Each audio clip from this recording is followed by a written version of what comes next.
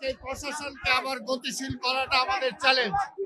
এবং পাশাপাশি আজকে আপনারা জানেন যে মশার যে সমস্যা, এই মশার সমস্যা দীর্ঘদিন আজকে বলা চলে কোথাও মহানগরী কোনো ক্লিন হচ্ছে না, অপরিষ্কার অপরিচ্ছন্ন আজকে প্রত্যেকটা মহানগরী।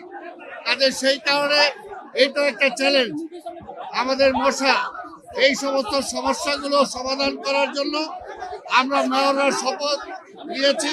আমরা আগামীকালকের মধ্য থেকে 6 মাসের মধ্যে ইনশাল্লাহ জনগণের এই সমস্ত সমস্যার সমাধান করে জনগণের ক্ষমতা জনগণের কাছে আমরা অর্পণ করব। দুর্নীতি দমনের জায়গায় জিরো টলারেন্স থাকবে আমাদের।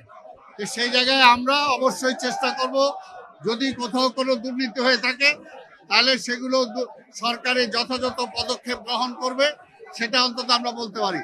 আবার সামনের দিকে যাতে কোনো দুর্নীতি কোনো অনাচার না হতে পারে সেটার জন্য আমরা চেষ্টা করব।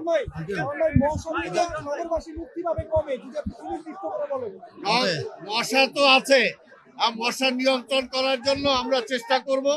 আবার সেটার জন্য শুধুমাত্র সিটি কর্পোরেশনগুলো একাই দায়িত্ব না, জনগণেরও দায়িত্ব। জনগণও সচেতন হতে হবে। পরিষ্কার পরিচ্ছন্নতা শুধুমাত্র সিটি কর্পোরেশন করতে পারবে না যদি জনগণ নাগরিক সচেতন না হয়। সেই কারণে আমরা আশা করব জনগণ এবং সিটি কর্পোরেশন আমরা উভয় মিলে এই সমস্যাগুলো সমাধান করতে এগিয়ে যাব।